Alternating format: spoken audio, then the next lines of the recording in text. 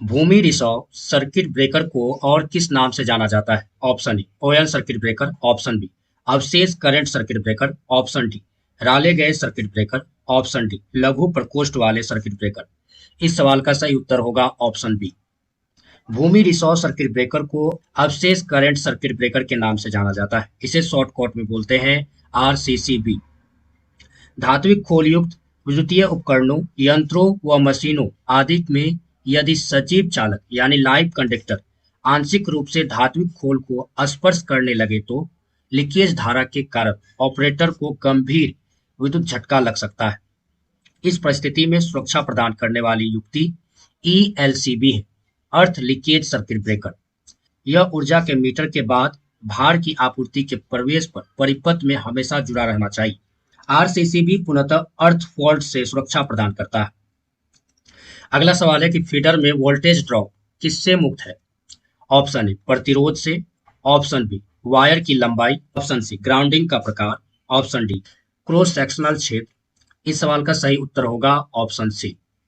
Feeder वो line चालक है जो विद्युत शक्ति को उपकेंद्र से वितरक तक पहुंचाता है, फीडर कहलाता है। फीडर में वोल्टेज ड्रॉप आईआर ग्राउंडिंग के प्रकार से मुक्त होता है। फीडर में चालक का आकार निम्न पर निर्भर करता है, जहां आर प्रतिरोध, पी पदार्थ की प्रतिरोधकता, एल चालक की लंबाई, ए चालक के अनुप्रस्थ काट का क्षेत्रफल। यह सभी सामान्यतः ACSR की बनी होती है। इलेक्ट्रिक बेल में किस प्रकार के चुंबक का इस्तेमाल किया जाता है? Option A rare earth magnet, option B permanent magnet, option C carbon magnet, option D electromagnet. इसका सही उत्तर होगा ऑप्शन डी। इलेक्ट्रिक बेल में विद्युत चुंबक का उपयोग किया जाता है। इसे ही इंग्लिश में इलेक्ट्रोमैग्नेट कहते हैं। जब किसी लो चुंबकीय पदार्थ के ऊपर चालक का तार को लपेटा जाता है और उसमें धारा प्रभावित करने पर वह विद्युत चुंबक बन जाता है। इलेक्ट्रिक बेल का वह युक्ति जिसके द्वारा विद्युतीय सिग्नल को ध्वनि सिग्नल में रूपांतरित किया जाता है। जब बेल परिपथ को सप्लाई में संयोजित किया जाता है तो विद्युत चुंबक बन जाता है तथा ऊर्जा का रूपांतरण आवश्यक अलार्म के रूप में प्राप्त होता है। यह विद्युत धारा के चुंबकीय प्रभाव पर काम करता है। अगला सवाल है कि सोडियम लैंप का प्रयोग होता है।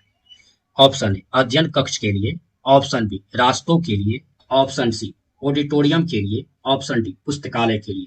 इस सवाल का सही उत्तर होगा ऑप्शन बी।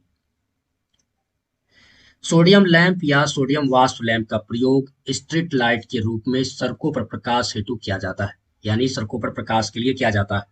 सोडियम वाष्प लैंप यानी सोडियम लैंप की दक्षता 40 से 50 एलएम पर वाट होता है। यह लैंप 220 वोल्ट अल्टरनेटिंग करंट पर संचालित होता है। इसका जीवन काल 3000 घंटे तक होता है। प्रारंभ में इसका प्रकाश गुलाबी तथा 10-15 मिनट के बाद पुनः डिस्चार्ज होने पर पीला प्रकाश प्राप्त होता है।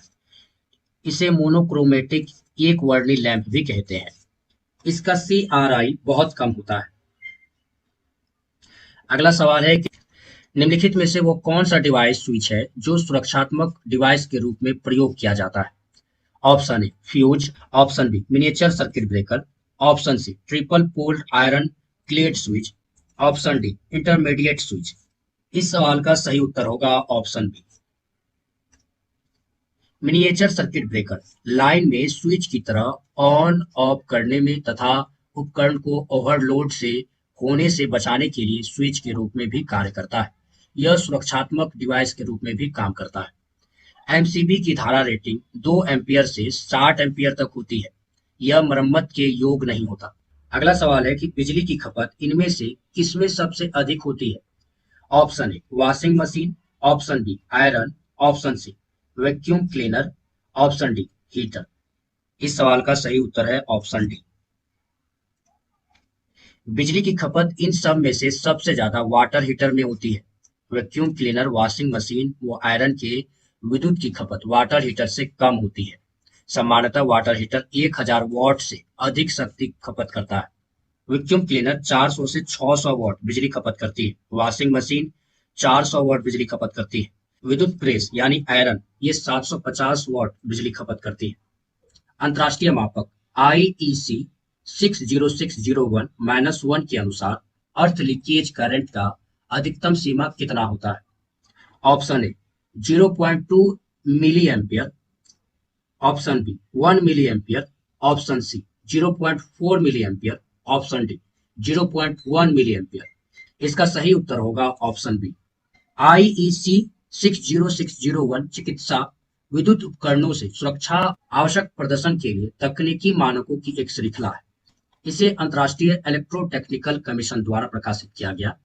पहली बार यह 1977 में तथा नियमित रूप से अद्यतन एवं पुनर्गठन किया गया। इसके अनुसार भू संरक्षण धारा की अधिकतम सीमा 1 मिली एम्पियर है।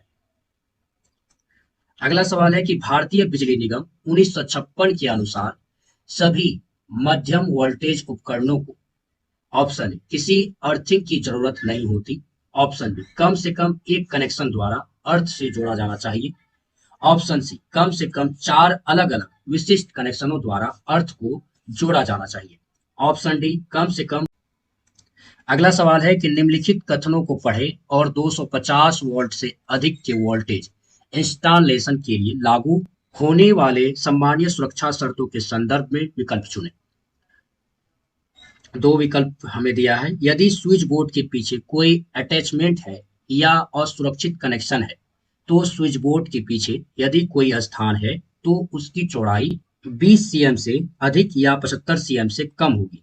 इसकी माप किसी अटैचमेंट या कंडक्टर के सबसे बाहर निकले हुए भाग से की जाएगी। दूसरा विकल्प है यदि स्विच बोर्ड के बीच के स्थान की चौड़ाई 75 सेमी से अधिक है तो स्विच बोर्ड के दोनों ओर से एक पैकेज होगा जिसकी हाइट 1.8 होगी। ऑप्शन ए एक सही है और दो गलत है, ऑप्शन बी एक सही है दो सही है, ऑप्शन सी एक गलत है और दो सही है, ऑप्शन डी एक गलत है और दो गलत है। इस सवाल का सही उत्तर होगा ऑप्शन सी। यदि स्विच बोर्ड के बीच के स्थान की चौड़ाई 75 मीटर से अधिक है तो दो स्विच बोर्ड के दोनों ओर से एक पैसेजवे होगा जिसकी हाइट 1.8 मीटर है। अतः कथन दो सही है और कथन एक गलत है। आईईआर के अनुसार एक स्विच को स्पर्श स्तर 1.3 मीटर से अधिक की ऊंचाई पर स्थापित होना चाहिए। सॉकेट आउटलेट को भी फर्श से 0.25 या 1.3 मीटर से अधिक की ऊंचाई पर लगाना चाहिए। छत पर पंखा और फर्श के बीच कम से कम 2.4 मीटर की दूरी होनी चाहिए। मुख्य बोर्ड जमीन स्तर से 1.5 मीटर होना चाहिए। अगला सवाल है कम वोल्टता 440 वोल्ट उपकरणों में से मेगा टेस्ट करने के लिए पर्याप्त वोल्टता रेटिंग होगी। Option A 2000 volt, option B 1000 volt, option C 500 volt, option D 1500 volt. इस सवाल का सही उत्तर होगा ऑप्शन सी। कम वोल्टेज उपकरणों 440 वोल्ट पर मेगा टेस्ट करने के लिए पर्याप्त वोल्टेज रेटिंग 500 वोल्ट होगी। मेगर वह उपयंत्र है जिसकी सहायता से विद्युत रोधन प्रतिरोध का मापन किया जाता है। निम्न वोल्टता प्रणाली में मेगर की टेस्टिंग वोल्टता 500 वोल्ट तथा उच्च वोल्टता प्रणाली में 1000 से 1500 वोल्ट तक हो सकता है। मेगर दो प्रकार के होते हैं, हैंड ऑपरेटेड, यह डीसी मिली एमीटर व छोटे हस्तचलित डीसी जनरेटर का संयुक्त रूप है। दूसरा मेगर है ट्रांजिस्टराइड मेगर जिसमें 12 वोल्ट की बैटरी व एम्पलीफायर की सहायता से 500 वोल्ट, 1000 वोल्ट व 1500 वोल्ट तक का आवश्यक टेस्टिंग वोल्टता प्राप्त किया जाता है।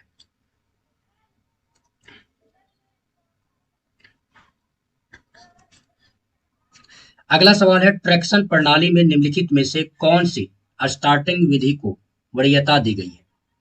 Option A direct online, option B variable speed drive, option C auto transformer, option D नियत वोल्टेज ड्राइव।